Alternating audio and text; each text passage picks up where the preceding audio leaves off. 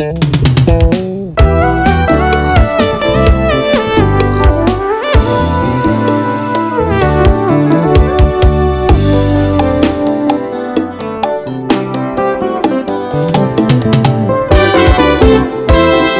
début ya week-end na bino nyonso balandi ya magazine ba sango na biso tika na tombela bino nyonso bolandi malamu.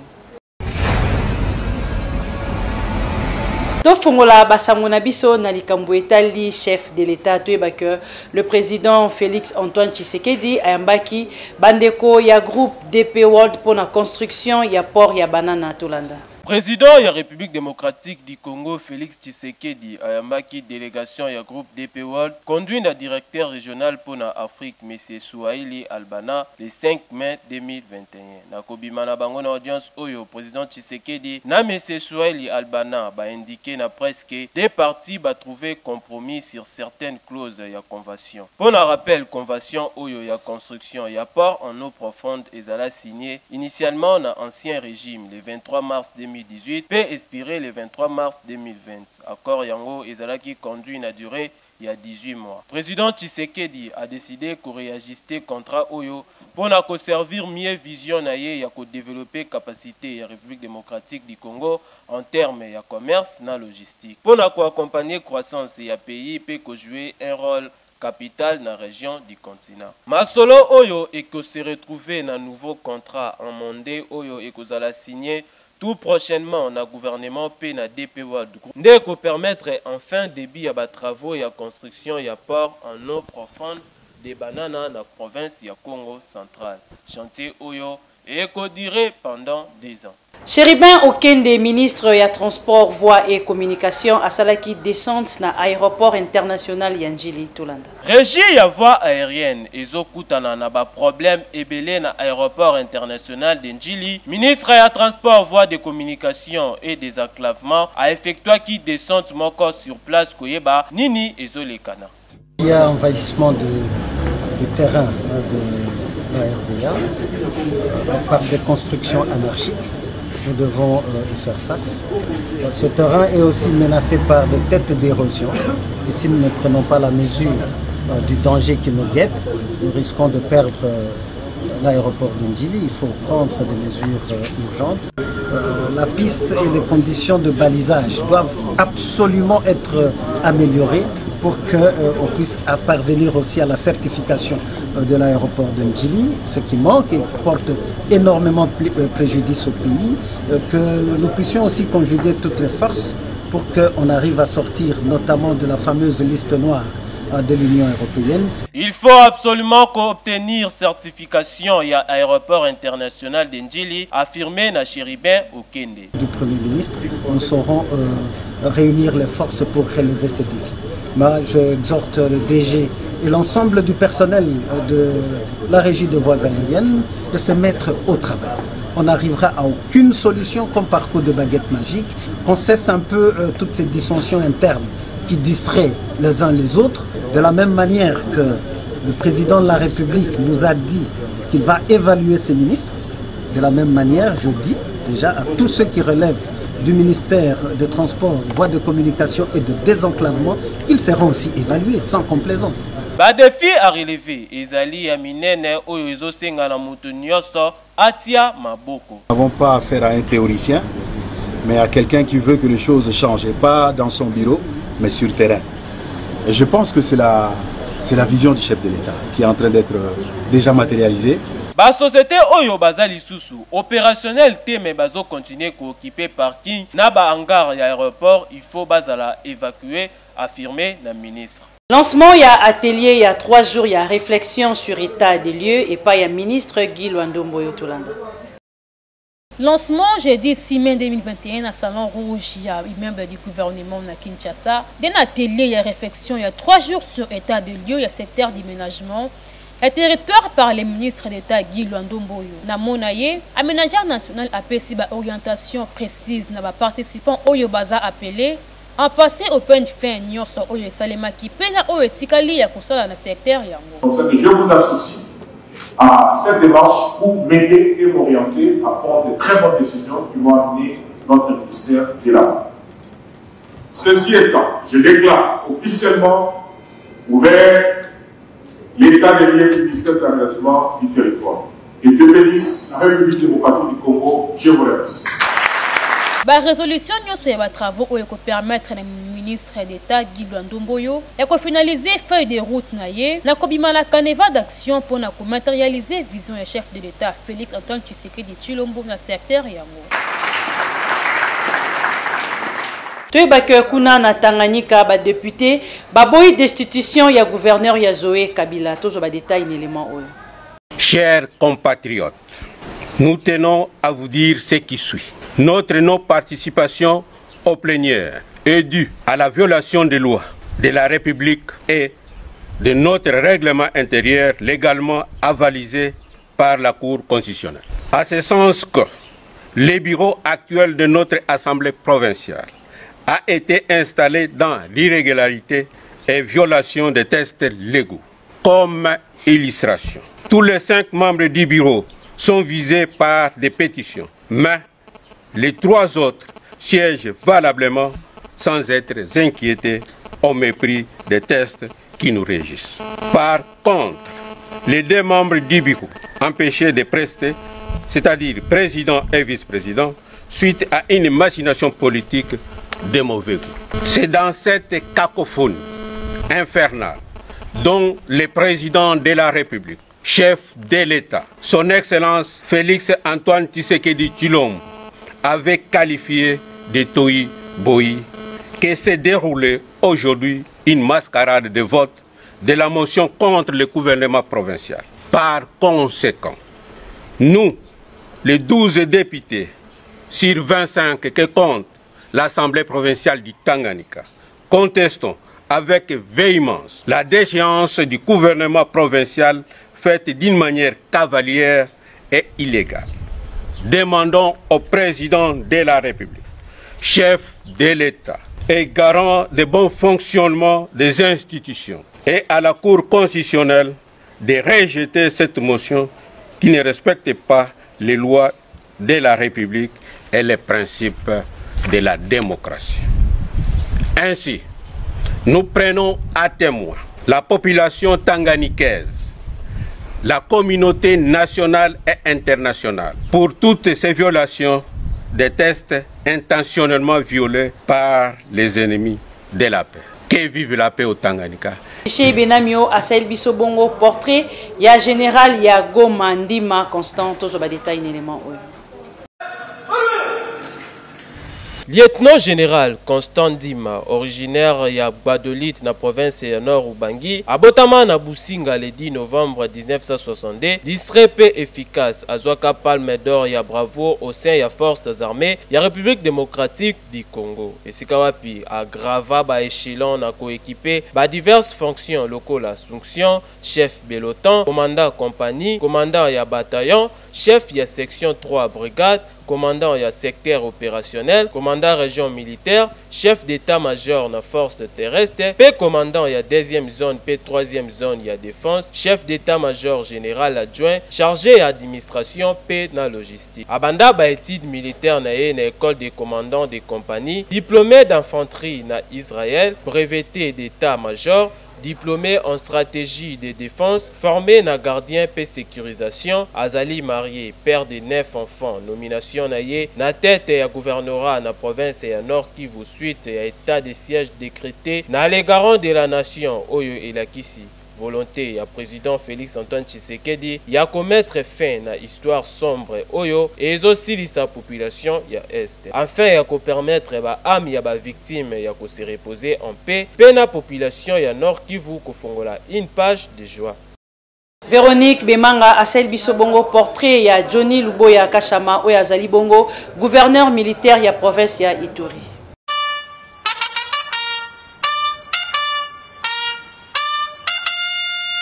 licencié en droit économique et social à l'université à Lubumbashi na au Katanga. Marié, père de 4 enfants, le lieutenant général Johnny Luboya Kashama Aza originaire ya Ngandajika na province ya Olomami. Abotama le 2 septembre 1995 nommé gouverneur ya province ya Ituri par ordonnance présidentielle suite à état de siège décrété na province ya RDC par le chef de l'État Félix Antoine Tshisekedi Tshilombo pour na commettre fin na insécurité na parti ya pays ya Lumumba pe Kimpavita. Stratège, homme efficace, reconnu d'avoir cette capacité, il y a qu'à rapprocher les postures contradictoires en misant sur dialectique comme arme et performance. Aza ancien chef et état-major adjoint à force navale à Yebima l'amour région Oyope na expérience avérée, puis Azo maîtrisé également sociologie du milieu au sein de la force armée nationale ya RD. Le lieutenant général Johnny Luboya Kashama a occupé plusieurs fonctions telles qu'officier des renseignements de 1996 à 2003, chef d'état-major 6e région militaire Katanga, coordonnateur adjoint structure militaire d'intégration, servant catholique pratiquant en 2014, Azalaki élevé na grade à général P, envoyé na Équateur comme commandant région. Azalaki diplôme en stratégie militaire na collège des autres études stratégiques de la défense avec une distinction. Outre Chiluba Swahili Pelingala, le nouveau gouverneur de la province ya Ituri et le lieutenant général Johnny Luboya Kashama a le français na anglais. Première dame Mama Denise Nyakeru a honoraki ba femme oyo ba marka histoire ya République démocratique du Congo. Na cadre ya belles initiatives ya pour valoriser la femme congolaise, Denise Nyakeru Tshisekedi poursuit son projet Congo au féminin, concept visant à honorer les femmes congolaises au marqué histoire na RDC na ba années 60. Écrivaine to ménagère, artiste ou artisane, révolutionnaire to militante Congo au féminin, et proposé à raconter l'histoire ya ba oyo basalaka na temps oyo basi bazalaki na balimi. Parmi bango Mpango Love, icône ya la rumba congolaise, symbole ya courage en visite na famille naye, la première dame a échangé qui na mona ya Mpango Love oyo aveyaka ya kobomba ba tenue de scène ya star. Donc aujourd'hui nous sommes très heureux de recevoir maman Denise à notre domicile.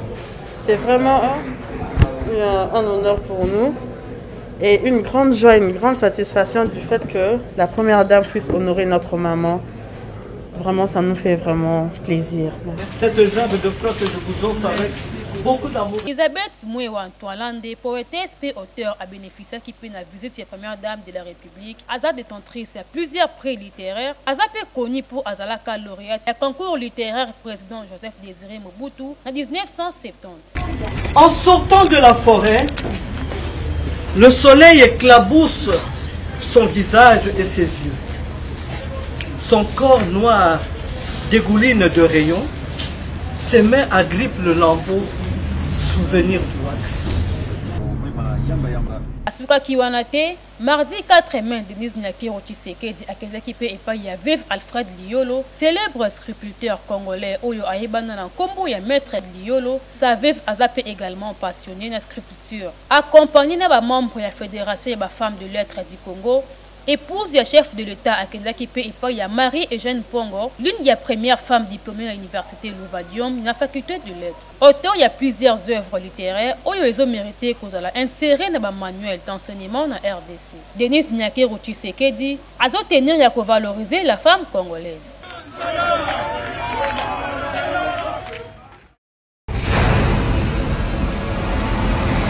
Lelo toyeba que monde entier mobimba et célébra la journée internationale des orphelins et sida.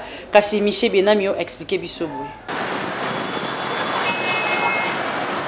Toutes les 15 secondes, sida et bomaka, papa ou maman, chaque les 7 mai monde entier, et comment qu'on célèbre la journée mondiale des orphelins du sida, journée Oyo initiative Nayango, et bandana en 2005 par l'Organisation mondiale de la santé, OMS Namokuse, Oyo ezali na souci, ya ko interpeller société ya monde, na ko s'en charger na bana nyoso Oyo ba parents na bango, ba kufa na VIH sida. Kasi association François Xavier Beniod, AFXB Namokuse, et yaki na mission, ya ko soutenir ba orphelins, na ko lutter contre pauvreté, sida, na bana vulnérable. vulnérables pour na kozwa bango en charge. Kasi boyebake prise en charge ya ba orphelin du sida ezo constituer un défi humanitaire, économique et social majeur pe lisusu ba orphelin du sida ainsi que bana nyonso oyo bazali affecté na ba oyo bazali infecté par les virus baza parmi les enfants les plus vulnérables de la planète. Na religion prophète expliqué biso Pentecôte soki ezalaka nini tolanda. Pentecôte d'abord isa fêtement ba yu de bande ko fêter ko célébrer après 50 jours il y a Pâques. Donc on va fêter Pâques 50 jours et lundi bande ko célébrer Pentecôte. Et si ko biso étant que ba chrétien to célébrer Pentecôte pourquoi? Pentecôte na biso eza boye la Saint-Esprit. Et c'est là qui mukolo ba yu de bande ko célébrer 50e journée na bangwana de Saint-Esprit peut aiko quitter la bateau bazaki na chambre haute comme mukolo ngo ezaki mukolo Pentecôte pour journée et bosanate de badinoma journée on a journée Pentecôte mais ils ont rappelé biso avènement ya Saint-Esprit. Oh et loko ils ont tel sabiso la Pentecôte a une grande raison na impact munene na vie ya ba chrétien. Pourquoi? Parce que vous savez, dans l'Ancien Testament, bateau dans l'Ancien Testament, on a bateau qui na Saint-Esprit qui na bâtiment spécifique, ba roi, ba prophète, ba sacrificateur. Mais si on a le Nouveau Testament, Saint-Esprit a comme na mutu nyonso o yambi Yesu. Le col am comprend bix donc a comme opérationnel pour na batu nyonso. To comprendre Saint-Esprit ba bengango pneumatologie donc étude en molimo santo. Donc Pentecôte pour na biso ba Christo eza Saint-Esprit et boye la molimo santo Yesu a prometa kibiso. Voilà. Tuebake kuna na commune ya Kimbonseke na quartier Pierre Focom tuebake bandeko baza komitungisa mingi na pasi ya courant Deborah Demo azalaki kuna. Ba habitant ya quartier Pierre Focom na commune ya Kimbonseke bayebi eloko oyo babengaka courante s'il vous plaît bondi melanga depuis 1960 ti mokolo ya lelo babetaka ata masolo ya ampoule te po awa bayebi na bango courante masolo kutu ya indépendance bayo kaka yango kaka na mosika po banda 1960 ata bino moko bakonzi bayebi te soki basala bino nini. Donc awa panneau solaire ezali eloko ya valeur moko kaka ndenge batandi yango na moi boye na pokwa ezo permettre bango moi lumière moi ko charger ba téléphone soki ozali na yango te minda ya fula kaka toleka population ba communiquer vraiment na misala ya social comme président Mobutu asali mende na ngambo ya koto ya Kimbonseke na ngambo tozali ya korompo ya cimetière ya Kimbonseke.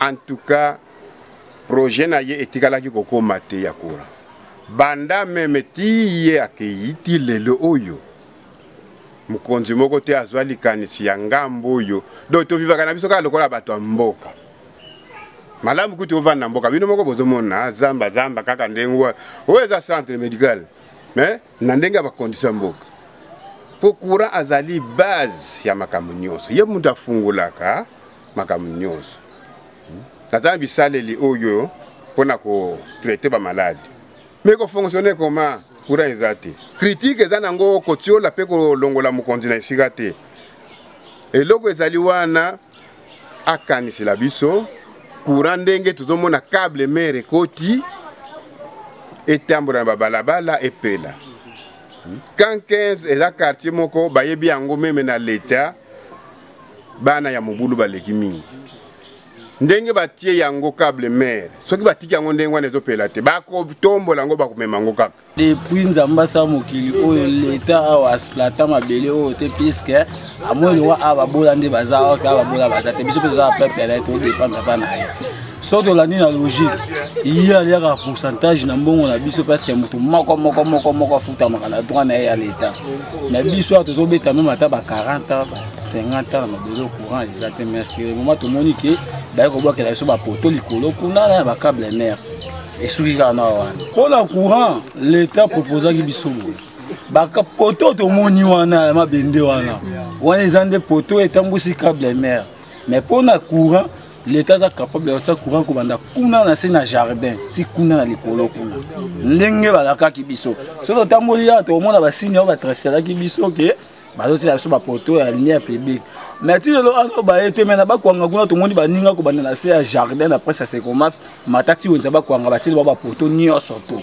Biso wa nanu ba été. Na 21e siècle ti lelo bato mingi na ville province ya Kinshasa ba yebi couranté en tout cas oyo ezali makambo ya soni. Gouvernement botala nanu ka ya ba habitants ya quartier Fokom awa na commune ya Kimbantseke. Projet Oyo Bobandaki ya courant soki e comité awa ekosala bango bien makasi. Na élément Oyonde to boucler présentation na biso ya pokwa lelo. Merci na fidélité pe confiance au bozo pesa na biso tango nyonso soko lingi baye bayo pe oyebana eza kaka awa na magazine basango na biso ya De La Foi TV. Ngana bino tokutani mikolo ezali koya soki Yesu Christu de Nazareth nzamba bomoy apesi biso lisusu pema.